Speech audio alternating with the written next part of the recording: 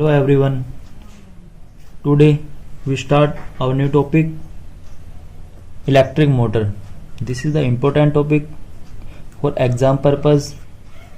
In last topic we discuss when a current can conductor placed in a magnetic field, it experience a force. अगर कोई भी हमारे पास current carrying conductor है उसको हम magnetic field में रख देते हैं तो उसके ऊपर एक फोर्स लगता है. ठीक है, उसी प्रिंसिपल के बेसिस पे हम इलेक्ट्रिक मोटर को डिस्कस करेंगे. ओके, स्टार्ट करते हैं. Electric motor. An electric motor is a rotating device. Yes, आप सभी ने इलेक्ट्रिक मोटर को देखा होगा. इट मीन्स वो क्या करती है, रोटेट करती है. That convert electrical energy to mechanical energy. क्या करती है वो, इलेक्ट्रिकल एनर्जी को मैकेनिकल एनर्जी में कन्वर्ट कर देती है. मैकेनिक मीन्स मोशन में कन्वर्ट कर देती है. इट मीन्स वो क्या करने, जैसे ही उसको हम इलेक्ट्रिसिटी देते हैं मोटर को, वो रोटेट करना स्टार्ट कर देती है. ओके, फिर उसको हम डिफरेंट पर्पज के लिए यूज करते हैं. नेक्स्ट थिंग, इलेक्ट्रिक मोटर का प्रिंसिपल देखते हैं. किस प्रिंसिपल के बेसिस पे ये वर्क करती है. सेम वही जैसे हमने लास्ट लेक्चर में बताया था. When A current can conductor placed in a magnetic field experience a force. ठीक है, कोई भी करंट कैरिंग कंडक्टर है उसको अगर मैग्नेटिक फील्ड में रख देते हैं तो क्या उसके ऊपर क्या करेगा, क्या लगेगा, एक फोर्स लगेगा. ठीक है, उस प्रिंसिपल पे ये वर्क करती है. ओके, नेक्स्ट थिंग देखते हैं कि जो इलेक्ट्रिक मोटर है उसकी कंस्ट्रक्शन, उसको बनाया कैसे जाता है. देखो, कंस्ट्रक्शन के लिए यहाँ पे आपको इसका इलेक्ट्रिक मोटर का फिगर दिखाई दे रहा होगा. इसको हम वन बाय वन डिस्कस करते हैं. An electric motor consists of a rectangular coil ABCD of insulated copper wire. Yes, देखो यहाँ पे आपको एक रेक्टेंगुलर कॉइल दिखाई दे रही होगी ABCD. ठीक है, ये इंसुलेटेड कॉपर वायर की यहाँ पे हमने इस रेक्टेंगुलर कॉइल बनाई हुई है. नेक्स्ट थिंग क्या कह रहा है, the coil is placed between two pole of magnet field such that arm AB and CD perpendicular to the direction of magnetic field. Yes, यहाँ पे देखो हमने ये जो रेक्टेंगुलर कॉइल है उसको कहाँ पे रखा हुआ है, मैग्नेटिक फील्ड के अंदर रखा हुआ है. ये नॉर्थ पोल है, इधर साउथ पोल है मैग्नेट का. ओके, तो यहाँ पे हमने मैग्नेटिक फील्ड में इस कॉइल को रख दिया. तो मैग्नेटिक फील्ड कैसे जाता है, नॉर्थ से साउथ की तरफ. इन दिस में मैग्नेटिक फील्ड इसके अंदर से पास आउट हो रहा है. ओके, तो देखो यहाँ पे जो ए बी है ये 90 डिग्री पे है, यहाँ से भी क्या है 90 डिग्री पे है इस पे. नेक्स्ट थिंग देखते हैं, the end of the coil are connected to the two whole P and Q of a split ring. ठीक है, कॉइल का जो एंड है यहाँ पे देखो, ये कॉइल यहाँ पे फिनिश हो गई, ये वाली कॉइल यहाँ पे फिनिश हो गई, दो एंड हो गई. अब इनको हमने कनेक्ट किया हुआ है टू होल स्प्लिट रिंग से. ठीक है, जिसका हमने नाम दिया है पी एंड क्यू. किस वे से, देखो ये तो हमारी रिंग हो गई. ओके, इस वे से हमारी रिंग होगी. अब हमने क्या बोला, स्प्लिट रिंग, तो इस वे से टूटी हुई है वो. ठीक है, इस वे से मतलब उसके बीच में यहाँ पे देखो आपको एक्सल दिखाई दे रहा होगा, यहाँ पे इसके मतलब इस वे से उसके बीच में हमने इसको अटैच कर दिया. और यहाँ पे जो कॉइल है, कॉइल का एक एंड हमने यहाँ पे कनेक्ट करा दिया, सेकंड एंड हमने इधर कनेक्ट करा दिया. ओके, तो इस वजह से मतलब वो स्प्लिट रिंग है हमारी. अटैच रिंग इस वजह से होगी, स्प्लिट मीन्स टूटी हुई है, तो इस वजह से हमने उसको तोड़ा हुआ है. ठीक है, ऐसे है वो. नेक्स्ट थिंग क्या किया हुआ है, जो स्प्लिट रिंग है, इस स्प्लिट रिंग से हमने टू ब्रूसेस को अटैच किया हुआ है, एक्स एंड वाई. ठीक है, जो कंडक्टिंग है इसके थ्रू क्या होगा, करंट स्प्लिट रिंग में पास आउट होगा. अब इन टू ब्रूसेस के थ्रू हमने एक बैटरी को कनेक्ट किया हुआ है, जिससे हम क्या कराएंगे, करंट को पास कराएंगे. ओके, सेम एयर देखो यहाँ पे edge of P and Q touch to conducting stationary brushes X and Y. Okay, split ring के जो यहाँ पे पी और क्यू है इसको हमने टू ब्रशेस से अटैच कर दिया, एक्स एंड वाई.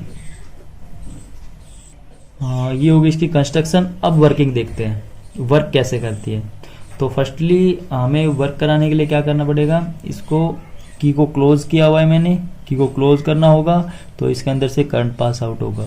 ओके, देखो अगर इसके अंदर से करंट पास आउट होगा, ये कंडक्टिंग है, कंडक्टिंग है, कंडक्टिंग के अंदर से करंट पास आउट हो रहा है और इसको हमने मैग्नेटिक फील्ड में भी रखा हुआ है, तो क्या लगेगा, उसके ऊपर एक फोर्स लगता है। अब हमें वो फोर्स फाइंड आउट करना है कैसे लगेगा, ठीक है।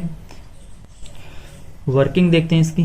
Current in the coil ABCD enter from source battery, ठीक है। स्टार्टिंग में हम करंट को पास आउट कराते हैं through conducting brushes X and flow back to battery through brush Y। क्या कह रहे हैं, जो करंट है वो X से पास आउट होगा और कहां से लीव करेगा, Y से लीव करेगा, ठीक है। एंड इट मीन्स स्टार्टिंग कहां से करेगा, X से कर रहा है और ऐसे घूमते हुए इधर से दिस घूमते हुए Y से बैक आ जाएगा, वापिस आ जाएगा। और हमें पता है करंट पॉजिटिव से नेगेटिव में जाता है, तो इस वजह से घूमते हुए इधर करंट आएगा।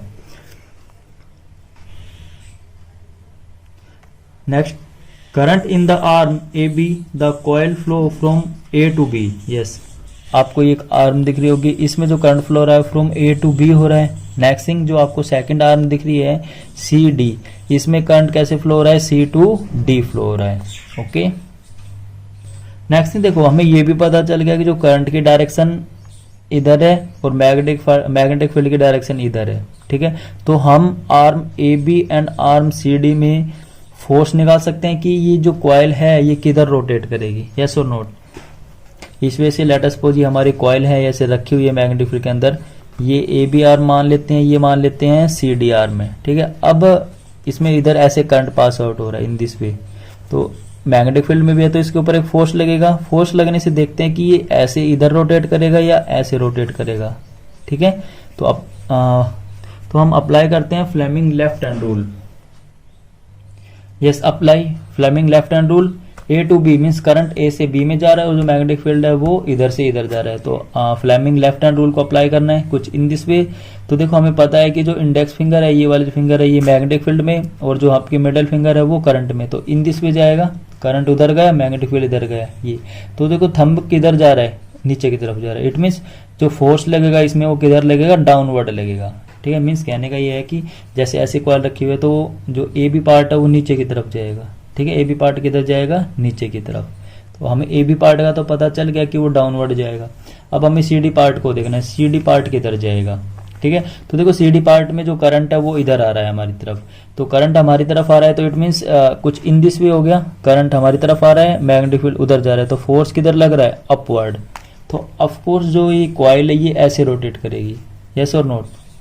AB पार्ट नीचे चला जाएगा और CD पार्ट ऊपर चला जाएगा। अब देखो क्या हो रहा है, लेट अस सपोज ये AB पार्ट था, ये CD पार्ट था, तो ऐसे जैसे ये इस वजह से रोटेट करके आएगा तो क्या हो गया, CD पार्ट इधर आ गया और AB पार्ट उधर चला गया, यस और नोट। देखो यहाँ पे AB इधर था, CD इधर है, तो क्या हुआ, ऐसे इन दिस वे अगर रोटेट किया उसने तो AB पार्ट इधर चला गया, CD पार्ट इधर चला गया, okay.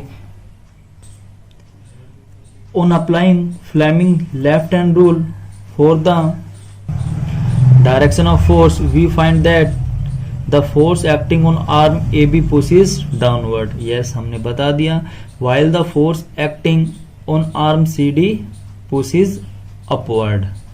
Okay, thus the coil and the axle O mounted free to turn about an axis rotate anti-clockwise.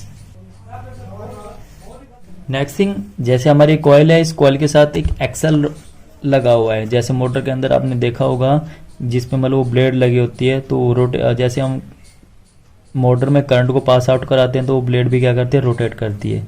तो इट मीन्स वो क्या होता है कि इस कॉइल के साथ एक एक्सल अटैच होता है, ठीक है, जिसके थ्रू वो कॉइल के साथ साथ एक्सल भी रोटेट करता है। नेक्स्ट थिंग, जो स्प्लिट रिंग यहाँ पे लगी हुई है ये एक्सल के साथ अटैच होती है। अगर एक्सल रोटेट करेगा तो स्प्लिट रिंग भी रोटेट करती है।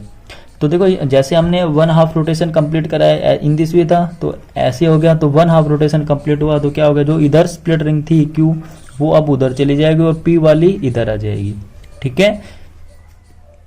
तो नेक्स्ट थिंग देखते हैं कि at half rotation Q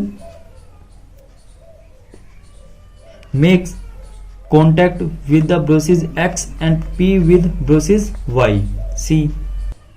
half rotation के बाद देखो क्या हो रहा है कि जो पहले उधर Q था अब वो Q इधर आ गया, और जहाँ पे P था वो P इधर आ गया। ठीक है, ब्रेसेस वहीं की वहीं पे, ये स्टेशनरी होती हैं ब्रेसेस। ठीक है, अब ये हो गया था हमारा ये AB हो गया क्योंकि हाफ रोटेशन हो गया, और ये हो गया CD। ठीक है, अब CD इधर आ गया और AB इधर आ गया। ओके, अब देखो CD में करंट कैसे जा रहा है, अब अपवर्ड जा रहा है, और BA में करंट कैसे जा रहा है, डाउनवर्ड आ रहा है। ठीक है, तो इसके बेसिस पे फिर हम again Fleming left hand rule लगाएंगे। तो क्या देखेंगे, CD में CD कैसे रोटेट करेगी, अब करंट उधर जा रहा है, मैग्नेटिक फील्ड इधर जा रहा है, तो फोर्स किधर लगेगा, डाउनवर्ड। ठीक है, फोर्स किधर लगेगा, डाउनवर्ड फोर्स लगेगा, मैग्नेटिक फील्ड इधर जा रहा है, तो CD अब किधर जाएगी, डाउनवर्ड जाएगी हाफ रोटेशन के बाद, और AB है वो क्या किधर जाएगी, अपवर्ड जाएगी। ठीक है, पहले क्या हो रहा था, CD अपवर्ड जा रही थी, AB डाउनवर्ड जा रही थी, अब इधर आने के बाद इन दिस वे, तो अब देखो CD डाउनवर्ड जाएगी, CD डाउनवर्ड जाएगी, AB अपवर्ड, तो it means in this way वो रोटेट करती रहेगी, जो मोटर है वो इन दिस वे अब रोटेट करती रहेगी। ठीक है, एक पर्टिकुलर डायरेक्शन में। Therefore, the current in the coil get reverse and flow along the path DCBA. Yes, अगर हाफ रोटेशन होने के बाद जो करंट है वो DCBA में जा रहा है, आपको दिखाई भी दे रहा होगा।